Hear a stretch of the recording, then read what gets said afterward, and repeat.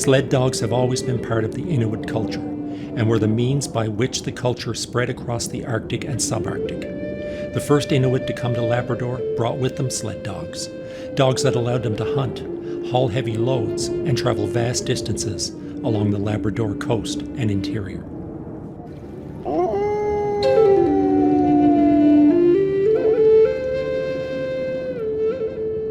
When European settlers arrived in Labrador and northern Newfoundland, they quickly adopted sled dog technology.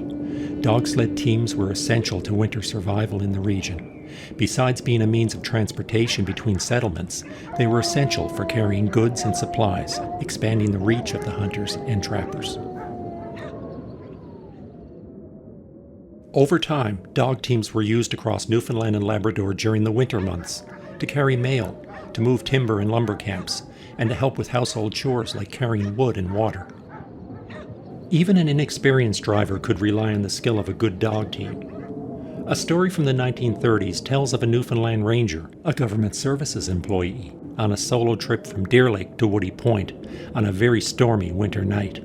To help keep himself warm, the ranger had decided to wrap himself in a thick blanket for the trip. As he proceeded through the cold, blinding storm, he began to have trouble moving and couldn't get his arms free of the blanket. He quickly found the blanket had frozen solid, and he couldn't move. He couldn't direct the dogs. The dogs continued to run through the storm, and the ranger started to fear he would be lost to the wilderness. Due to the extreme stamina and intelligence of the dogs, they knew their way home. They brought the ranger to the front door of the trapper's cabin, and the ranger, likely embarrassed, was carried into the house like a frozen block of wood, only to be thawed by the roaring fire. They were an essential component of the Grenfell Mission's medical service. They allowed doctors and nurses to provide medical outreach and transported the sick and injured to clinics. In the latter part of the 1940s, Dr. Anthony Paddon of the Grenfell Mission would come to rely on his trusted dog team as his main means of winter transportation in the caring of his patients. And during World War II, dog teams run by the American military would be stationed at Goose Bay, Stephenville, and Gander, providing vital search and rescue services.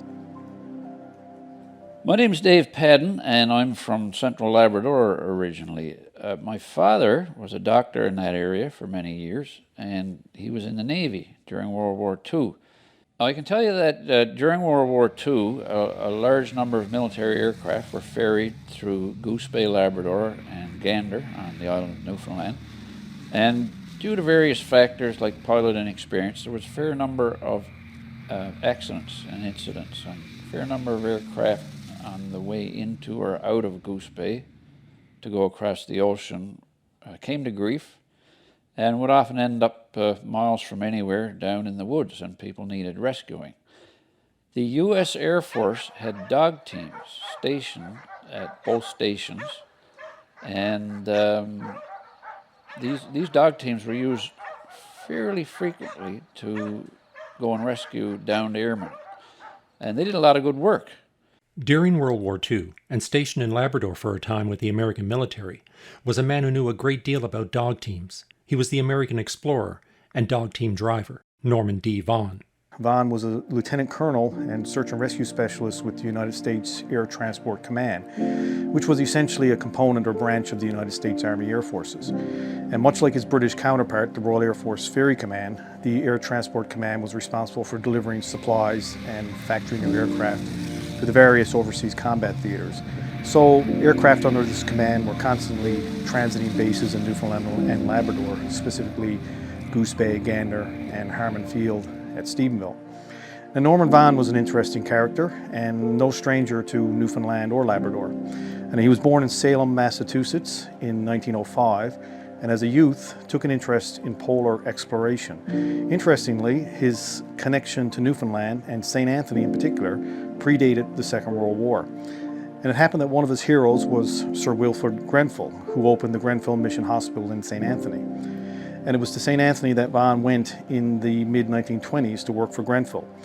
And there, under the guidance of a local man, Vaughan honed his skills as a dog sled driver, bringing in sled loads of wood for the mission hospital furnace and eventually helping to deliver medical supplies to isolated communities.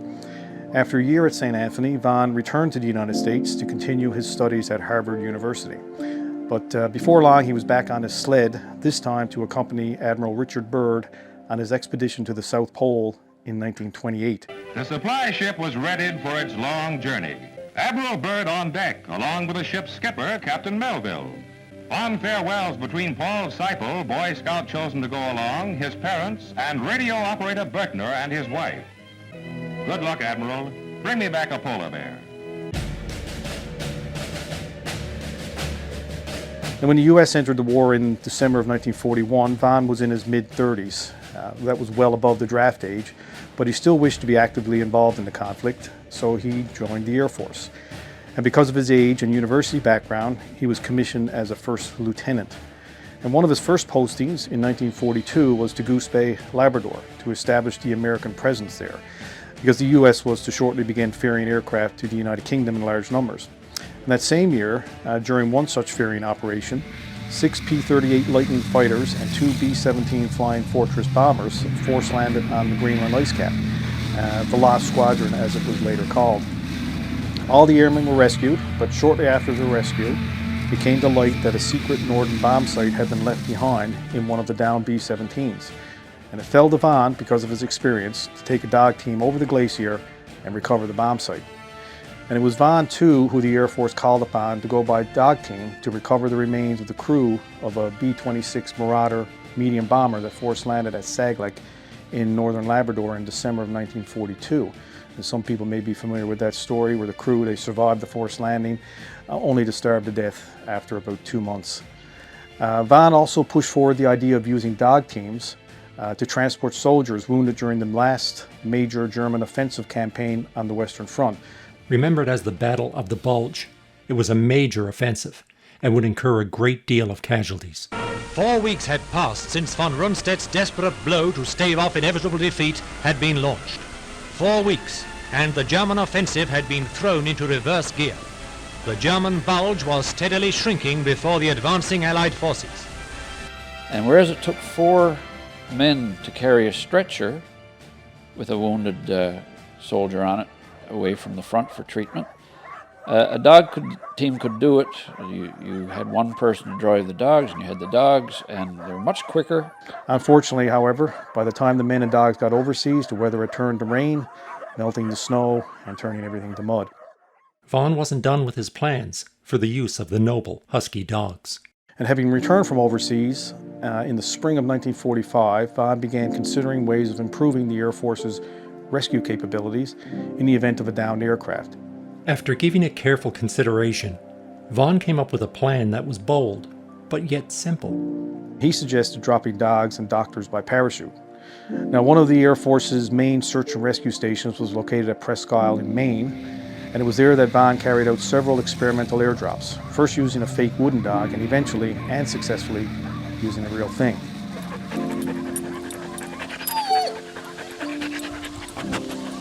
Vaughan had proven his theory that parachuting dogs safely worked.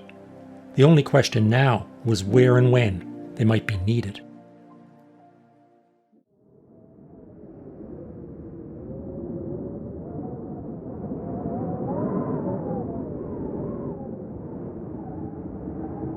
Back in St. Anthony, in the winter of 1944-45, a severe case of distemper had struck down the entire Grenfell Mission's beloved husky dog team. When word reached Vaughan that the mission had lost their dogs, he jumped at the chance to help. So a call went out to Charles Curtis, who was the superintendent in St. Anthony, the boss of the IGA, with an inquiry, would you like to have some dogs? And of course he leapt at the chance. These were very good dogs, well trained, well experienced, and very healthy. And they needed a home.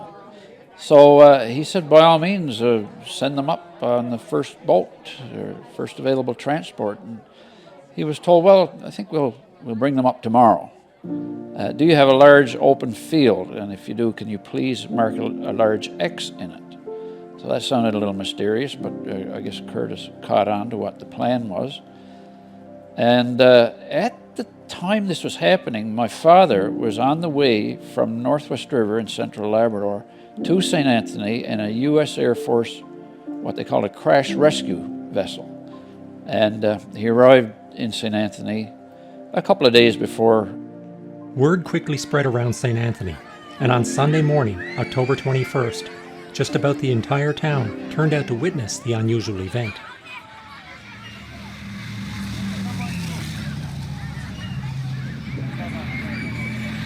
Two U.S. Air Force aircraft appeared over St. Anthony. One was a DC-3 and one was what was called a PBY, better known in Newfoundland and Labrador as a Canso. And they made a number of circles around the village, I guess to try and gauge the wind. And they dropped by parachute some radios and a camera. And so radios were placed on the crash rescue boat. So the aircraft made a couple of more passes. I think they dropped some dummy loads by parachute to try and get a good handle on the wind. And then they decided to do the real thing. So the DC-3 flew over with the Canso following along behind. All right, ready? All right, 10 minutes. 10 minutes! Get ready. Get ready! And at what they thought was the right moment, a parachute blossomed underneath the airplane with a dog dangling from it, a perhaps perplexed husky dog, and drifted down. Another run was made, and two dogs were dropped. One of them ended up in, I think, alder bushes, but he was fine. And of course, by this time, with each succeeding drop, they were getting closer and closer, and they dropped a total of 8 dogs, and by the time the last one went down, it was landed almost right near the reception party. The operation was a success, and the Grenfell mission was once again in the company of the noble husky dogs. So, 8 husky dogs, they each had a collar on with a little message, a note of paper, and it gave the dog's name and a description. There was one called Tanny, T-A-N-N-E-Y, and the description was shy but a good holler. And another one was, the note was a good trail dog. So each one of them had a description. The event had been so noteworthy that the morning paper in the capital city of St. John's would write, under the headline, "Huskies dropped by plane. Grenfell mission gets team of Siberian dogs." It would go on to say, and I quote, "The animals were found in excellent condition and not one having suffered an injury during the descent to Earth. They will be used by the mission in its winter work along the extensive northern coast, carrying doctors and nurses and bringing patients to hospital." These dogs were a gift from the U.S. Air Force. When they were all safely on the ground, the skipper of the crash rescue boat came ashore and presented Charles Curtis, the superintendent, with a certificate of ownership, and would he please accept these dogs as a gift on behalf of the U.S. Army Air Force, which he, of course, was only too glad to do. What started as one man's idea to help an organization he loved and respected came to fruition with the dedication and skill of American military technicians and pilots. In his own words, here's what Vaughn had to say, and I quote, "The mission asked for help, and I jumped at the chance. Within 3 days, we were flying dogs and 2 sleds to St. Anthony. One by one, the parachute-ready dogs were pushed out of the plane. The whole village was at the target field. After that, we received a number of letters from the St. Anthony mission thanking us for donating our dogs. 9 months later, we received a special letter detailing the work the doctors had been able to accomplish because of our dogs." But the real heroes of this story are the dogs. Almost 80 years later, the husky breed lives and thrives in communities and homes throughout Newfoundland and Labrador. Written by David Hebbard, Darrell Hillier, and Dave Paddon. Research, Darrell Hillier and Dave Paddon. Recording and soundscape, David Hebbard. Additional source information, My Life of Adventure, Norman D. Vaughan, with Cecil B. Murphy, Stackpole Books. Heritage NL, The Daily News. Among the Deep Sea Fishers, Volume 43, Number 4, January 1946. An independent podcast of aviation history, Newfoundland and Labrador, 2024.